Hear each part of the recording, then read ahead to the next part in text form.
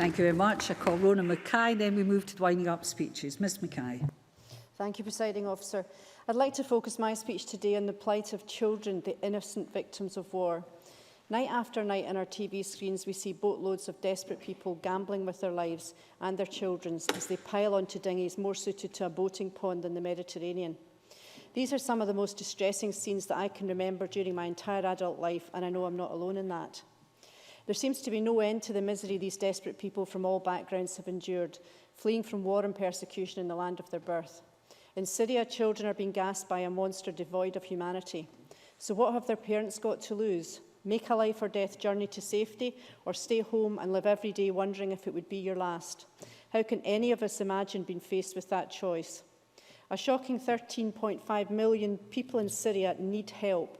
Half of them are children who risk becoming ill, malnourished, abused or exploited. Thousands of them are orphans, and around 3 million have been forced to quit school.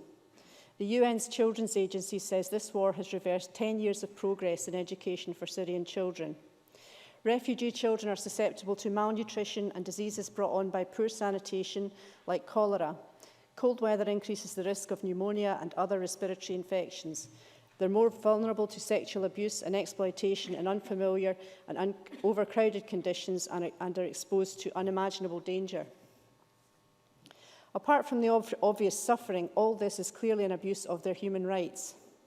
The charity World Vision have said the children of Syria have experienced more hardship, devastation and violence than any child should have to in 1,000 lifetimes.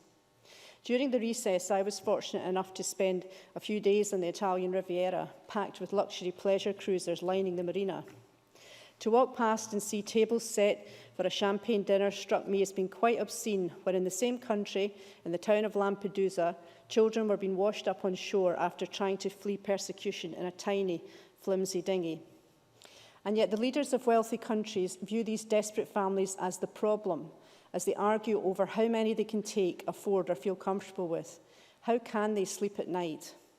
The Conservative government at Westminster agreed to take 30,000 refugees, and they think that's acceptable. Presiding Officer, in my view, that's shameful. It beggars belief that the former Prime Minister's initial refusal to take 3,000 unaccompanied children from the Calais refugee camp was qualified by the excuse that nothing must be done to encourage refugees to make the dangerous journey. What a pathetic excuse. If it wasn't so serious, it would be laughable. In Scotland, we do not have the keep them out border mentality. We've welcomed more than 1,000 Syrians to our country in 1 year, punching way above our weight, and this is another of the many reasons I'm proud to be Scottish.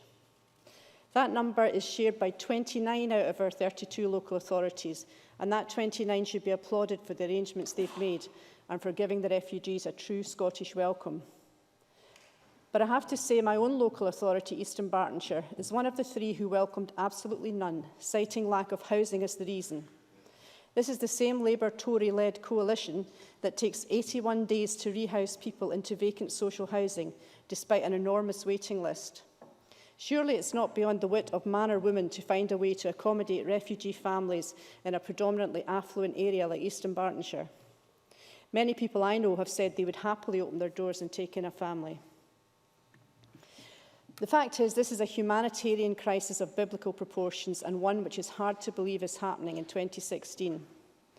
Presiding Officer, the wealthy nations of the world can put a man in the moon, host lavish Olympic Games and of course pay for obscene weapons of mass destruction. Isn't it time world leaders put as much effort into stopping children from drowning in the Mediterranean?